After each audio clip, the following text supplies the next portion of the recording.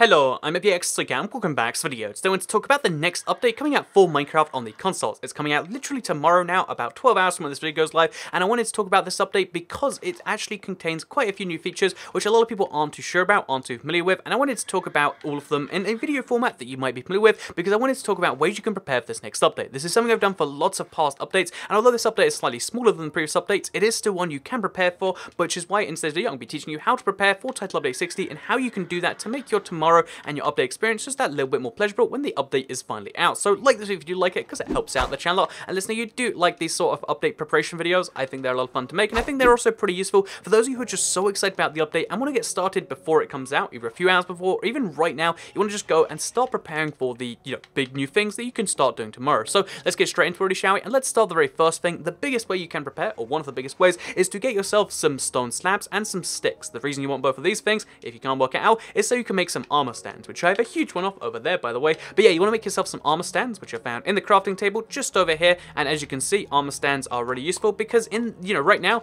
they're just like kind of bland items. They exist, but like, what can you do with them? I can't place mine down because there's a limit. But what can you really do with them? You can show off armor, and that's about it. Some people use them to do some clever mod stuff, and some people use them to make scarecrows. But right now, basically, armor stands exist for almost no reason. So yeah, the reason this is so exciting is because in the next update, they go from being this no reason block to being something you can actually have fun with. You can change them, and let's be realistic, most people just want dabbing diamond armor or something, but if you want to have actually something more interesting, you can do that. So armor stands are going to go from being not just one pose to having like 10 different poses, but also in each of the 10 different poses they can hold items in their hands as well, so they can show off a bunch of different stuff in their hand that they previously couldn't. And also it's going to be changed so that they're going to be able to change by redstone. So basically armor stands become a redstone ingredient, which is kind of interesting for those who like redstone, and even if you don't, there's just some new things you can do. So get yourself some armor stands because it's one of the features you can play around with tomorrow. And again, the whole dabbing armor stands thing, it's not for me, but it might be for you. So the second thing that you might want to do to prepare for tomorrow's update is, or the update that might be out by the time you watch this video, is to get yourself some iron ore. So if you don't have iron in your world, go mine some, go smelt it into ores, and use those ores to make yourself some cauldrons. So cauldrons are a block which took me forever to find in the crafting table. Like, I was so sure, like, where are they? Because let's be honest, what use do cauldrons have right now? Give me an honest explanation, because what you're gonna say in your head is like, oh yeah, cauldrons are really useful because you can store water in them. They're just objectively worse buckets. They take 7 iron instead of 3. You have to place them down, and then they're not infinite like water. They're used up slowly. So basically, cauldrons are terrible. There's almost no reason to use them. The only ones I can think of is that they refill naturally with water, and that in the Nether you can do that kind of exploit where you put water in them and then you don't take fire damage. It's kind of nice, like those two uses, but most people are never using cauldrons. In the next update, this is going to change because you'll now be able to dye cauldron water, which is fun enough by itself, like having red cauldrons, having blue cauldrons, make a rainbow of cauldrons if you want to. Actually, I've just decided I'm going to do that. But then as well as having cauldrons made from colors, so, get yourself some dyes and do that, you can also fill them with potions. So you can have a potion of leaping cauldron, you can have,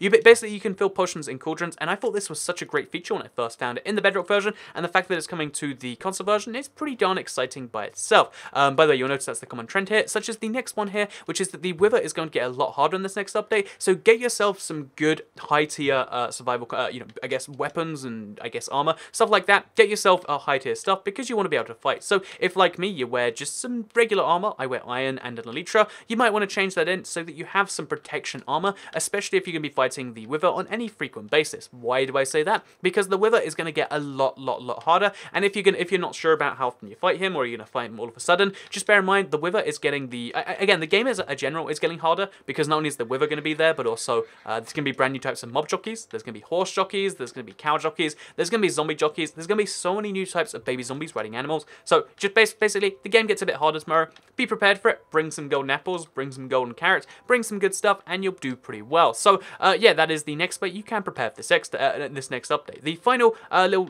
I guess, real way, again, there's a bunch of ways you can do, like, oh, find a seed for this, or if you really want to, you can technically go around and get some fireworks and use those directionally. But I think a way bigger deal is to get yourself some leather, because leather's, again, not an ingredient everyone has all the time, because in the next update, you'll be able to make yourself leather horse armor, and if, like most people, you never put armor on horses because it's too much effort to find it, and it's like a rare spawn, in this next update, horse armor becomes renewable, at least leather horse armor does, which means you'll be able to put horse armor on all of your horses, and if you use the cauldrons and you dye it, you can have purple horses, you can have green horses, you can have orange horses, you can have purple/orange/green horses. The choice choice is yours. Would that just make brown horses? I'm not sure, but the choice is yours, and that's the thing you can do in the next update. So the final thing you're going to want to do here, because in the next update, they are going to be changing the horse model. So bear in mind, the existing horse is going to go from looking like this to looking like the brand new horse model. And although a lot of people hate this, personally, I don't have strong feelings on it. But if you really feel strongly about it, and you have a horse that you love in your Minecraft world, it might be time to put your horse out of its misery. Because if you have a horse that looks like...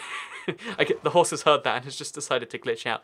But yeah, basically, if you have a horse that looks like this, what's going to happen is tomorrow, your horse is going to wake up and it's going to look entirely different as the horse model changes. So if you don't want your horse to live through the horror that is having, you know, slightly thicker legs and having a slightly more pixely body, then you can just put the horse out of its misery. You know, the horse will understand. It's fine. The horse doesn't need to live through this. If you just do that, then you can get yourself some leather, actually, for the horse armor. And also, you can just make sure that one more friend doesn't have to live through the horrifying horse changes. So there you go. Those are some ways you can prepare for the Title Update 60 update.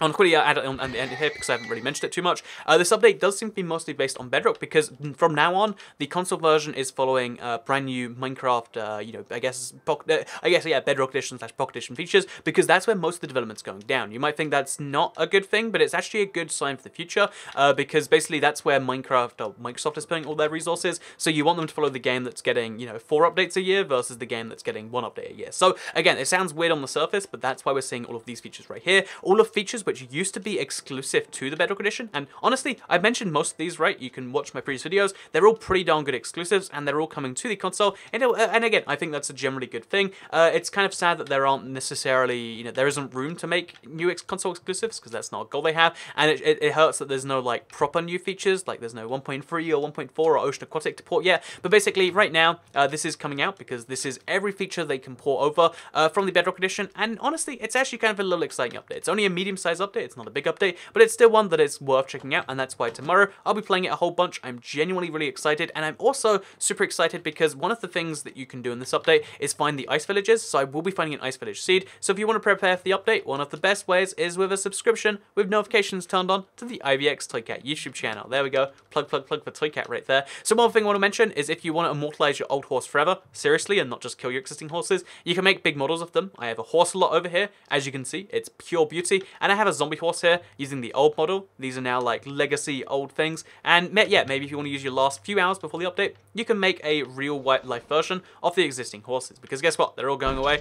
and you might not like that. So thank you very much for watching this video. I hope you all enjoyed it, because I'm going to see you all next time. Have a nice day, and oh yeah, I'll be streaming very early tomorrow morning, so again, notifications turned on, or just set an alarm or a calendar, however you need to live your life. But for now, I hope you all enjoyed it, because I'll see you next time. Bye!